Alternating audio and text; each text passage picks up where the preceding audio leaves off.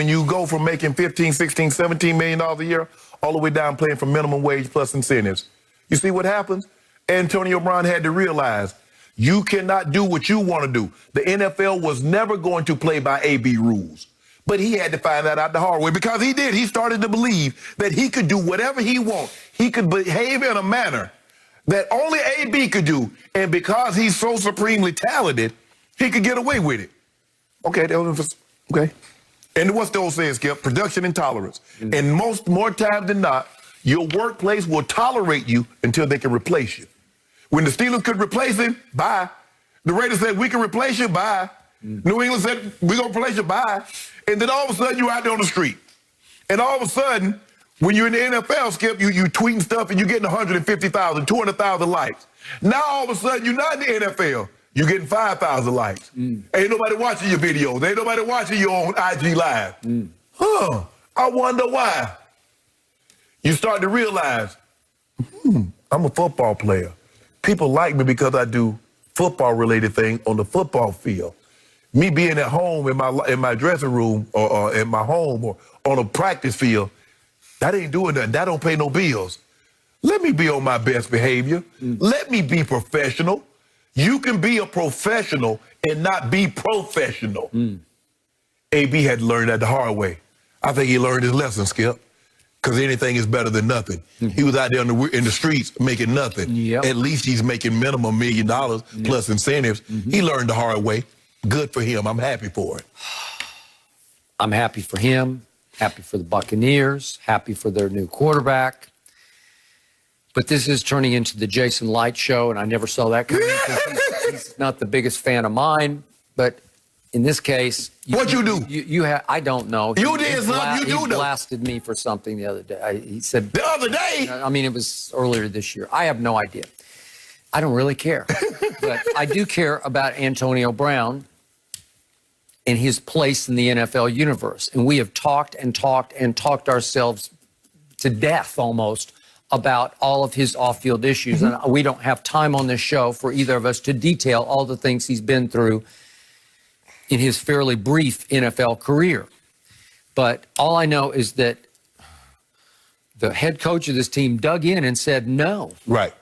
Not a fit in this locker room. And the new quarterback said, yes, we'll make it work. Right. If I have to, I'll make it work. And I don't know exactly how Brady pulled this off, but he is pulling it off. Do I buy everything Jason Light said about Antonio? It's hard. You had issue with him about this number 7 story. Okay, I'm going to take some issue with this one because he went all the way to say that all of a sudden AB's turned into a mentor for his young players to the point, I'm going to read the quote, that he's talking to Leonard Fournette on the sideline saying, hey, be patient. Your time will come. Be a team player. Well, you know, like the last guy in the world I thought would say that to anybody would be AB, right? Yes. Last seen publicly, he was on Hard Knocks going back to early last year, and you remember what happened, right? It ended about as badly as it's ever ended for anybody with a football team, right? Well, I think the thing is, Skip, he gets an opportunity to speak from firsthand knowledge. Okay, Leonard Fournette, you keep on talking about your time, then all of a sudden you're going to be on the street. See, that's how I was. I was a very selfish player, and I had to realize a team involves more than one, not just AB. Leonard, you got to understand, this is a team. We're trying for, I know you want to run the football, you want to get 1,000 yards, but your 1,000 yards, I'd rather you have 500, we get to and win the Super Bowl, as opposed to you having 1,000 yards and we don't get to that destination. And AB had to realize that because for the longest time, 100+ catches, 1,300 yards and double-digit touchdowns was what defined Antonio Brown. All that other stuff, he didn't care about winning no championship. And he would sabotage his own team for his own well-being. He would. And yet, remember what Gruden yelled at him when he first hit the practice field with his new team, the Raiders. You know, 84, you're going to lead this league in energy. That's the greatest thing about AB. He loves to practice. He just loves to be around ball. He just wants to play football, practice, or game. And yet, let's keep this in perspective. Tom Brady said, I'll make this work. But how did he help make it work? I told you, I used this earlier in the show, but AB's been there for 8 regular season games, the back half of the year. Through those 8 games, Mike Evans was targeted 63 times, AB 62 times, and led the team in catches over the back half of the season.